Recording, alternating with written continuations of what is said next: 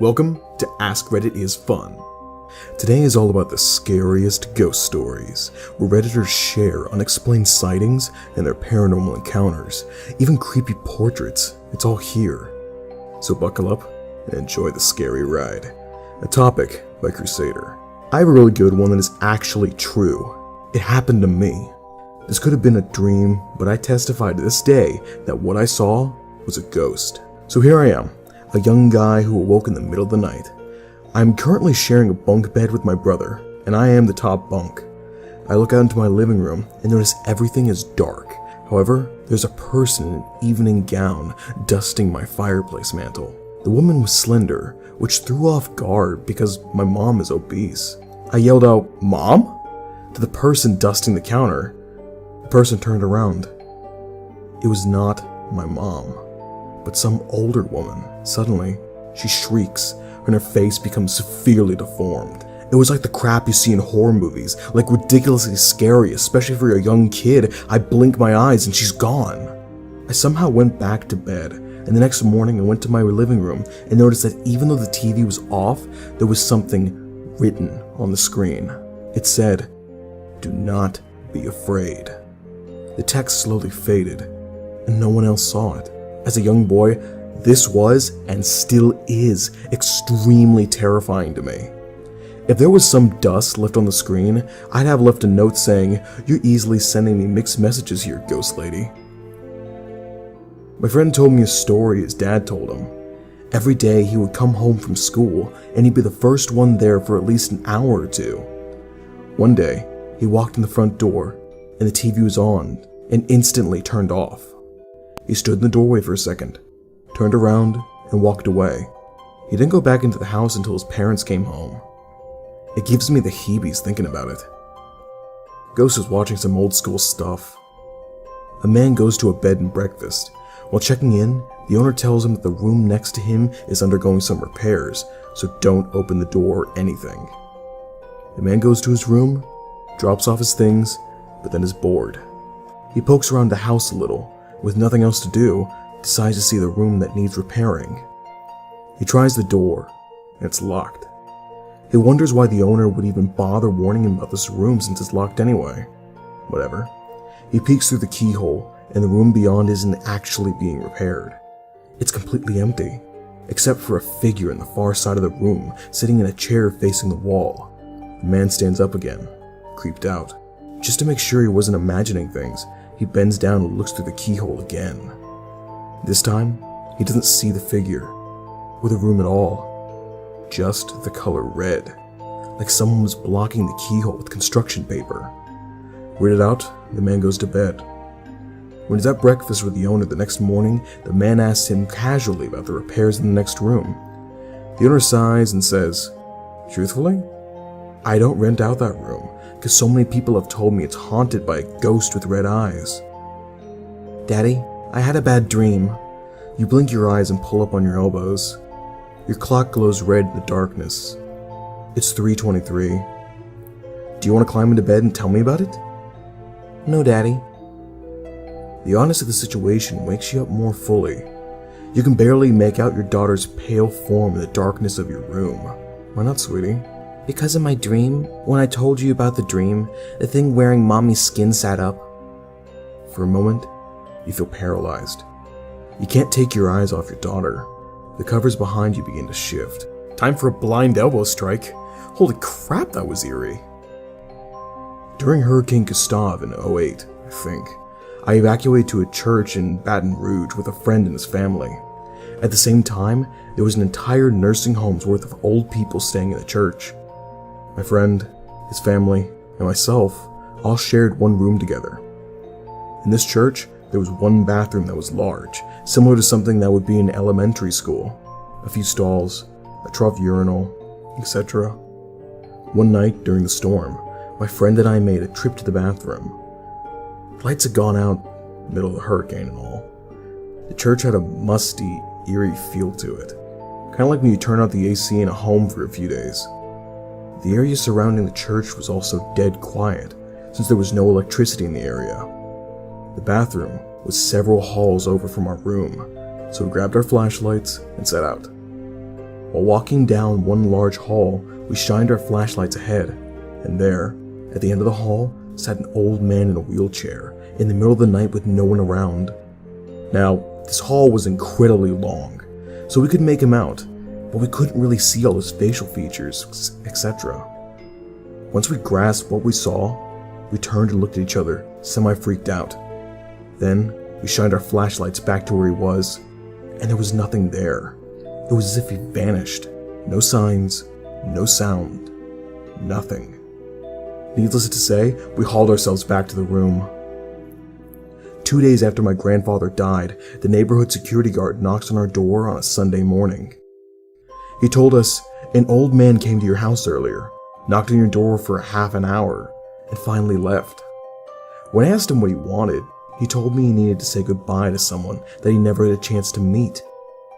We were all stunned, had no idea who this old man was, or who he was looking for. When the guard came in, he shouted, "That's the old man," pointing at a picture of my grandfather. My entire family froze for a minute.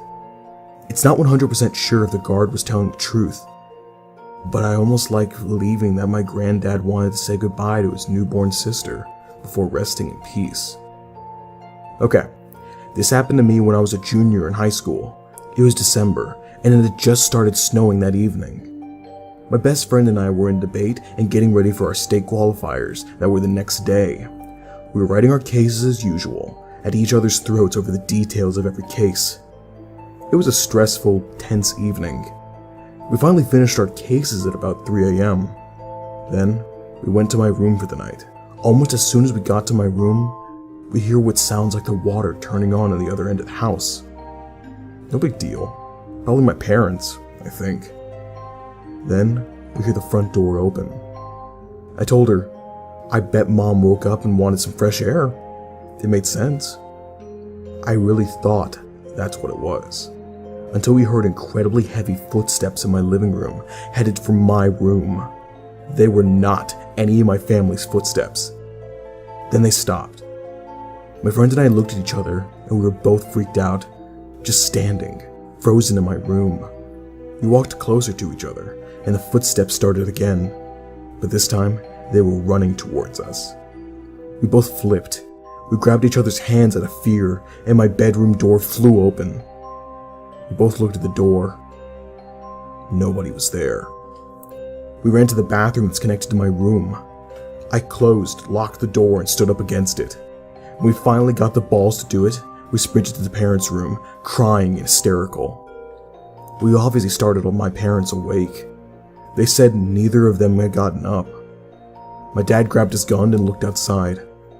No tracks in the snow, anywhere around our house. The portraits always creeped me out. There was a hunter in the woods who, after a long day hunting, was in the middle of an immense forest. It was getting dark, and having lost his bearing, he decided to head in one direction until he was clear of the increasingly oppressive foliage. After what seemed like an hour, he came across a cabin in a small clearing.